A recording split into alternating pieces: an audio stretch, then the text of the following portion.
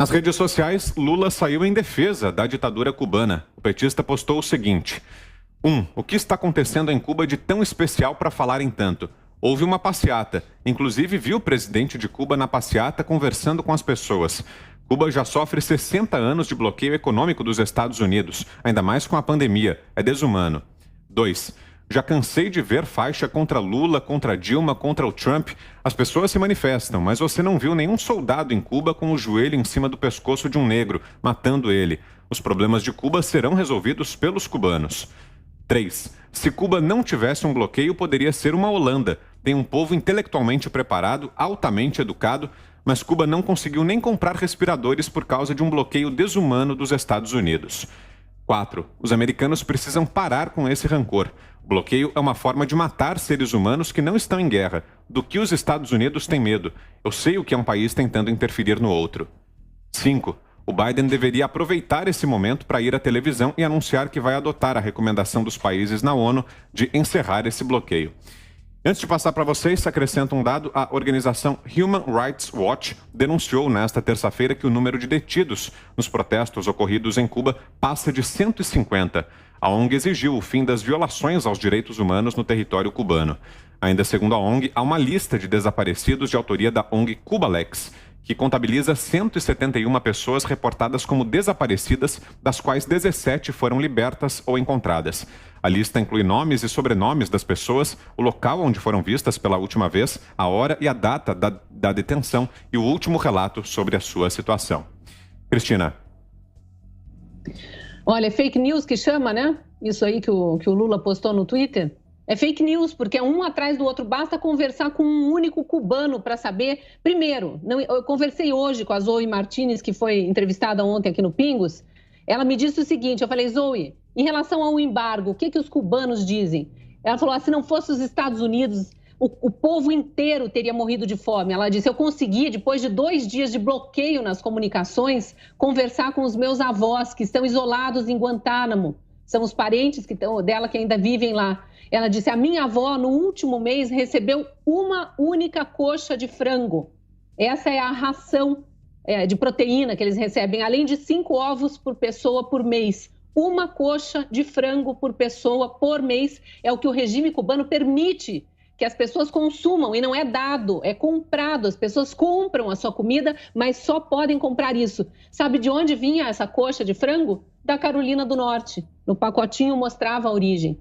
São os Estados Unidos que estão enviando comida para Cuba. Então, essa história de bloqueio não existe. O que existe é embargo, porque lá para trás os irmãos Castro se apoderaram das empresas americanas que existiam em Cuba, assim como a Petrobras já sofreu aqui na América do Sul com coisa semelhante na época do governo Lula, e o governo Lula não falou nada. A ditadura ela abocanha as empresas estrangeiras, confisca para si e depois fica dizendo que o exterior não ajuda. Quem conversa com um cubano sabe que não tinha policial mesmo com o joelho no pescoço de nenhum negro. Tinha policial com rifle atirando contra pessoas desarmadas na rua. E que essas pessoas que estavam na rua são jovens, porque são os que ainda têm alguma energia para ir para a rua. Os pais, os avós, muitos estão de cama, com Covid, sem direito a internamento. Quando são internados, falta luz no hospital. A Zoe diz que em um único hospital de Havana ao mesmo tempo, morreram 12 pessoas que estavam internadas no respirador, não por causa da Covid ou por causa da falta de ar, porque faltou luz e os respiradores e os aparelhos foram desligados, todo mundo morreu. É esse o paraíso, Lula? Para onde você quer que a gente olhe? Para onde que a gente quer que os brasileiros se espelhem? Como dizem todos os que odeiam a esquerda por causa desse monte de mentiras, vai para Cuba e fique por lá, por favor, especialmente no ano que vem. Para a Venezuela, Augusto, a gente destaca agora a fala do ditador venezuelano Nicolás Maduro. Ele culpou os Estados Unidos pelos protestos realizados no último domingo em Cuba. Segundo o chavista, que concorda com Lula, a manifestação de milhares de cubanos ocorre devido à asfixia econômica imposta pelos Yankees à ilha caribenha. Se os Estados Unidos e a oposição extremista querem realmente ajudar o povo cubano, levantem imediatamente todas as sanções e o bloqueio contra Cuba, disse Maduro. Daqui da mesa de negociações do Palácio Presidencial, como disse ao presidente Miguel Díaz-Canel, ofereço todo o apoio da República Bolivariana da Venezuela ao povo de Cuba. Declaração de Nicolás Maduro. Fiuza. Olha, não me impressiona o Lula, a indiferença do Lula com o sofrimento cubano. Não me impressiona. O Lula está se lixando para o sofrimento de um povo escravizado por um regime. E ele sabe disso tudo, tá? Só deixar isso aqui bem claro. Ele sabe disso tudo, todos eles sabem, todos esses intelectuaizinhos de mesa de bar do Rio e São Paulo sabem, né? A não ser aqueles que são intelectualmente imprestáveis, mas eles sabem, né? Sabem que é uma ditadura brutal, sabem que é violenta, sabem que não há liberdade alguma, sabem que não há respeito aos direitos humanos e tentam fazer, né? Tentam acalentar porque são egoístas, porque não estão nem aí para os outros, estão se lixando para o próximo, né? Vamos dizer as coisas, né? Gente, essa burguesada, porque quem sustenta essa lenda aí, desses tweets ridículos do Lula, é uma burguesada. Porque a gente fica pensando, não, são aqueles revolucionários, campesinos, que nada disso, nada disso. Tem, é claro, as massas de manobra, tem as almas penadas, os pobres coitados, mas quem dá sustentação a essa mentira hedionda, a esse manifesto de egoísmo explícito. Você sabe que é um povo massacrado, você sabe que não é legal viver sem liberdade, você sabe que não é legal viver tendo que obedecer a um tirano que pode fazer o que bem entender, pode dispor da sua vida da forma que bem quiser. Todos eles sabem, mas eles não se dão nem o trabalho de se olhar no espelho para pensar assim, pô, que papelão que eu estou fazendo, né? Não, eles ficam cultivando esse vernizinho. É um horror. Isso acho que é o pior de tudo. Então, na verdade, o Lula, ele não me impressiona esse descaso dele, né, com o povo massacrado, porque ele fez a mesma coisa no Brasil. Ele só não chegou tão longe. Mas o governo Lula, a partir da corrupção das instituições por dentro, a partir de um verniz supostamente de defesa do povo, por exemplo, né, o discurso era Petrobras é nossa, nosso patrimônio, não podemos privatizar, defendemos a Petrobras. Eles depenaram a Petrobras. Eles jogaram a Petrobras na lona. Eles quase conseguiram acabar com a Petrobras, pelo menos o valor de mercado dela despencou absolutamente, com assalto, com desvio de dinheiro público, com a montagem de um cartel de empreiteiros para sugar a Petrobras e outras instituições brasileiras. Isso fez o povo brasileiro sofrer. Isto fez... não é implicância com o Lula, com a esquerda, com o PT, não estou nem aí para isso. Se eles, uma varinha de condão, transformá-los nos maiores gestores do mundo, honestos, para mim está tudo bem, não interessa a cor. Interessa o que se faz. E é isso que tem que ser trazido. Não é o escudinho daqui, a tribuzinha dali. É quem fez o quê? Então, o Lula fez o povo brasileiro sofrer.